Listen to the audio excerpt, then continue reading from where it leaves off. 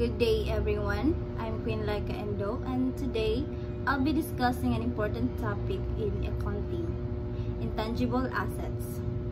Intangible assets play a key role in today's businesses, especially in industries where ideas, innovation, and brand reputation are more valuable than physical items. Let's begin. Learning objectives. Our discussion has two main learning objectives. First, to define what intangible assets are. And second, to explain how these assets are recognized, measured initially, and measured subsequently in accounting.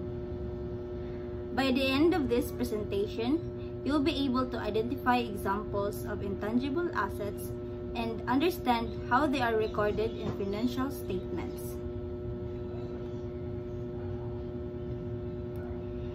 Intangible assets are identifiable non-monetary assets without physical substance.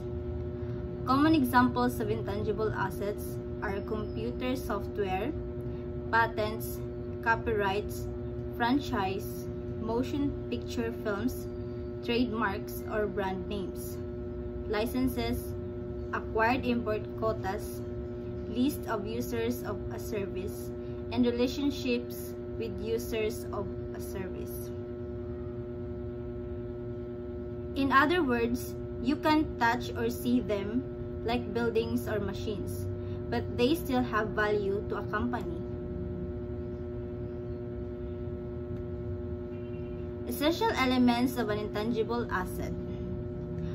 For an asset to be classified as intangible, it must have three essential elements. First, identifiability. Second, control.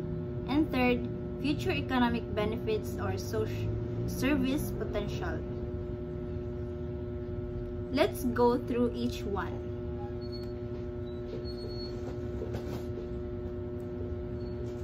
First is identifiability. An intangible asset is identifiable when it first is separable and second arises from binding arrangements. An asset is identifiable when it can either be separated from the company and sold or transferred, or when it arises from legal rights such as contracts or licenses, even if it cannot be sold.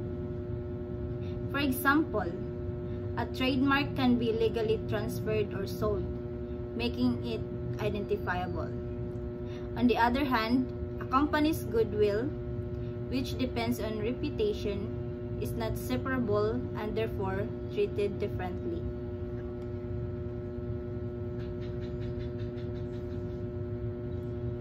Second element is control. The entity has the ability to benefit from the intangible asset or prevent others from benefiting from it. Control of an intangible asset normally arises from legal rights that are enforceable in a court of law. In short, the company must have control over the asset, meaning it can obtain benefits from it and prevent others from using it. Control usually comes from legal rights, such as patents or copyrights, that protect inventions and creative works.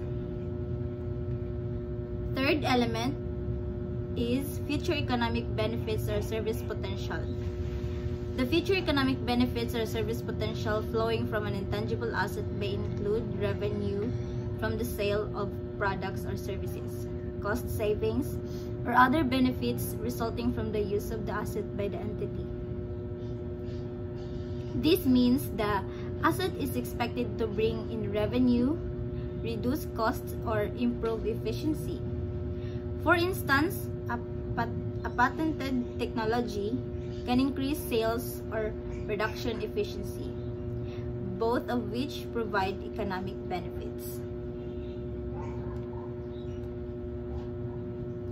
Recognition. An asset is recognized if it meets the definition of an intangible asset and the recognition criteria for assets. An intangible asset is recognized in the books only if it meets both the definition we discussed and the recognition criteria for assets, meaning it is probable that future economic benefits will flow to the entity and its cost can be measured reliably.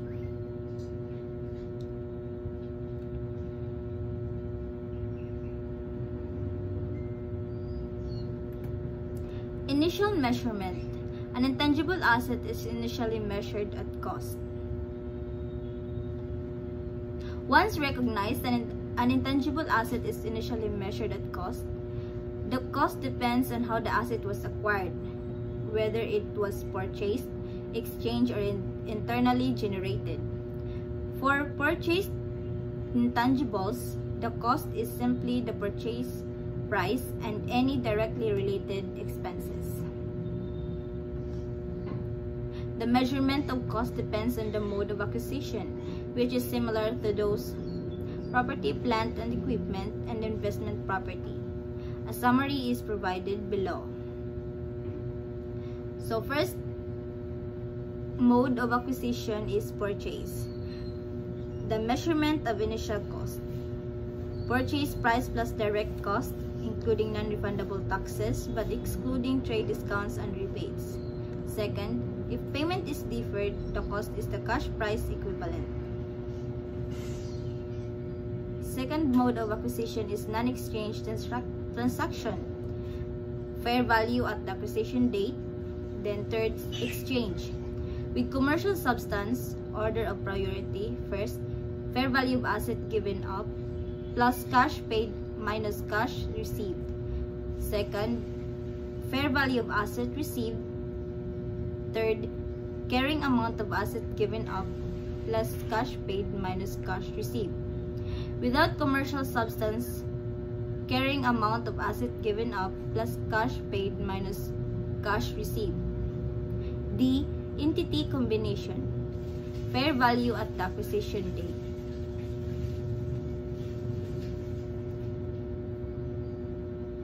Peculiar measurement is made when the intangible asset is internally generated or self-generated. So, letter E, internal generation.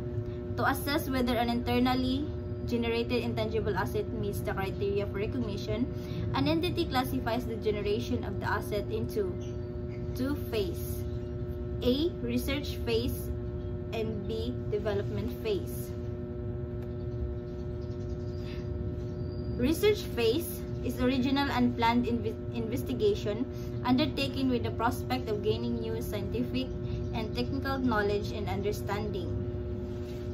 The research phase involves the research for new knowledge and ideas, and during this phase, expenses are not capitalized. They are recorded as expenses. Examples include activities to discover new materials, new products, or testing different alternatives. For instance, if a company is studying a new technology without a clear product yet, the costs are all expense. So there are different examples of research activities. First, activities aimed to obtaining a new knowledge. Second, the search for, evaluation, and final selection of applications of research findings or other knowledge. Third, the search for alternatives for materials, devices, products, processes, systems, or services. And fourth, the formulation, design, evaluation, and final selection of possible alternatives for new or improved materials, devices, products, processes, systems, or services. Second, development phase. The development phase starts when the company applies research findings to create something ready for production or use. Expenses in this phase can be capitalized, meaning recorded as an asset, but only if the company meets 6 conditions including technical, feasibility, intention to complete, ability to use or sell, expected future benefits, availability of resources, and reliable cost measurement.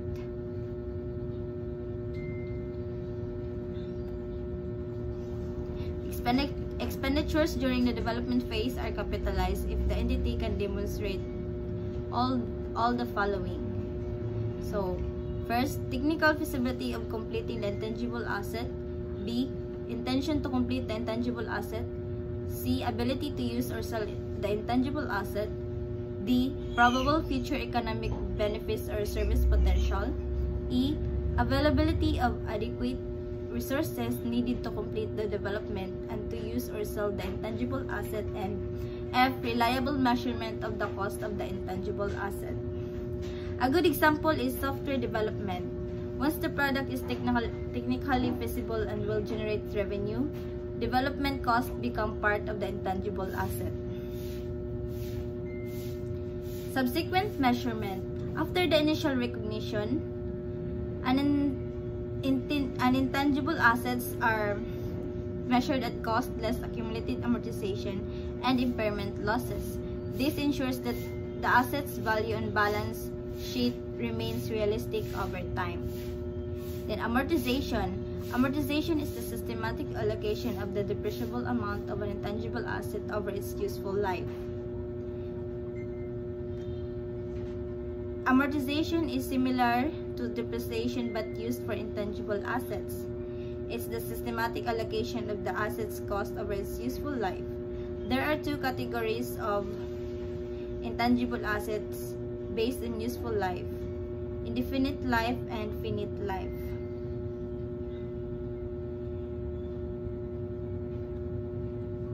For purposes of amortization, intangible assets are classified according to their assessed useful life as follows. A, indefinite life. An intangible asset is considered to have an indefinite life if there is no foreseeable limit to the period over which it is expected to provide economic benefits or service potential to the entity. Intangible assets with indefinite life are not amortized but tested for impairment at least annually. B, finite life. An intangible asset is considered to have a finite life if it has a limited period of benefit to the entity. Intangible assets with finite useful life are amortized using the straight line method over a period of 2 to 10 years. Amortization starts when the intangible asset is available for use and ceases when the asset is derecognized or classified as held for sale, whichever comes earlier. Impairment. An entity is required to test for impairment an intangible asset with indefinite useful life or an intangible asset not yet available for use at least annually or whenever there is an indication of impairment.